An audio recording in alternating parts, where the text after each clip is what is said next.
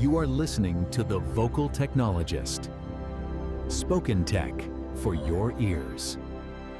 Welcome back to Vocal Technologist. It's Web3 Wednesday, and today we're diving into the crypto space. Things are moving fast. They really are, from governments making big plays to some serious tech innovations. Exactly. We'll cover national digital currencies, stablecoins, what's new with Ethereum. Like, why is activity hitting highs while fees are, well, low? Yeah, that's a good one. We'll try to give you some quick, sharp insights into what's shaping things. Ready to jump in? Let's do it. Okay, first up, Europe. They seem to be really accelerating plans for a digital euro. Looks like a direct reaction to the U.S. Genius Act, America's big stablecoin regulation push. It definitely seems linked, and the big debate over there is fundamental. Do they build this on an open blockchain, like Ethereum or Solana? Or something more controlled. Exactly. Or a system run directly by the European Central Bank, the ECB. It's a massive decision. Mm-hmm. And it's not just technical, is it? It's strategic. Absolutely. It impacts Europe's competitiveness in global digital payments. Yeah. They're trying to find that sweet spot between, efficiency and privacy. It's a tricky balance. A very tricky balance.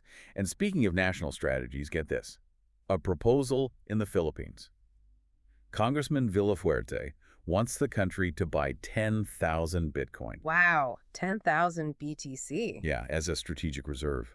And lock it up for 20 years, aiming to use it to eventually pay down government debt. Talk about HO dealing. That is quite something. It really taps into this growing trend, doesn't it? We've seen El Salvador, maybe Bhutan, treating Bitcoin not just as like speculative tech, but a real national asset. A definite shift in thinking at the state level. Okay, so if nations are getting serious, what about the actual digital money? Stablecoins. People are calling them a fundamental platform shift. Yeah, like railroads or the internet. It sounds like hype, maybe? A little bit. Is it really warranted? What's the core value? Well, the argument is strong. Think about it.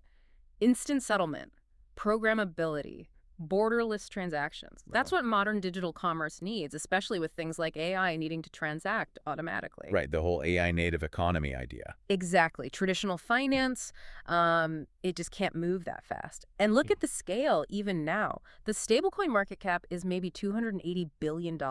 Which sounds big, but compared to, say, the US M2 money supply. Right, M2 is like $20 trillion. So there's a huge gap, huge potential. But here's a kicker. Stablecoin issuers now hold more U.S. Treasuries than some quite large countries. That's staggering. It shows how integrated they're becoming. And we're seeing adoption on the ground, too, right? Like Western Union. Yeah, they're piloting stablecoin settlement in South America and Africa. They're using their existing massive network of cash agents, like 400,000 of them. So bridging the digital and physical worlds. That's clever. It really is. And then you have tech like Circle's new USDC gateway. Ah, yes, the cross-chain thing. Transfers in under half a second. Pretty much. Chain-agnostic? Think what that means for big exchanges shuffling funds around. They estimate it could save, what, $40 million a year for every billion they have floating between chains? Just cutting out the friction and waiting times. Huge efficiency gains. Mm-hmm. Okay, so stablecoins are evolving fast. What about the underlying tech? Let's talk Ethereum. Right, because it's seeing all-time highs in activity, loads of active addresses. But somehow daily gas fees are near historic lows. How does that work? It seems counterintuitive, yeah. Part of it is Ethereum's client diversity. It runs on several different software clients like Lighthouse, Geth, Prism, Nethermind.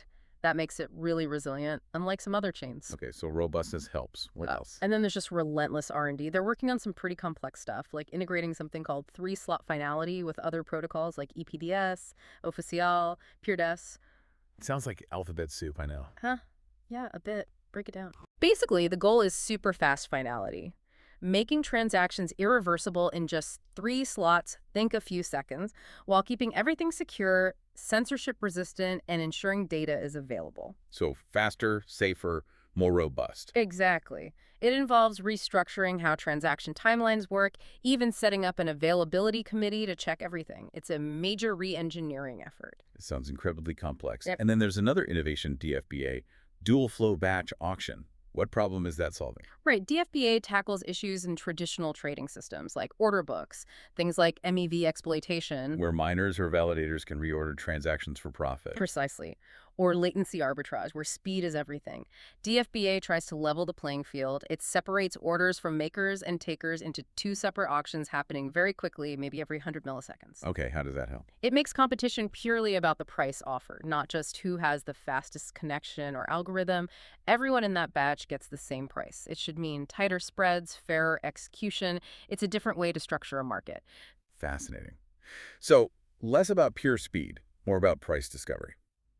Okay, wrapping up then.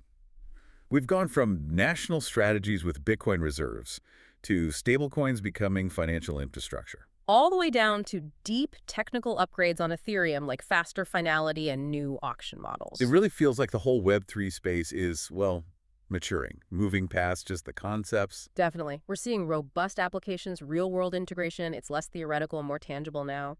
So here's a thought to leave you with. Considering all these shifts, governments adopting, stablecoins integrating, core tech advancing, how might your digital life, your financial interactions actually change?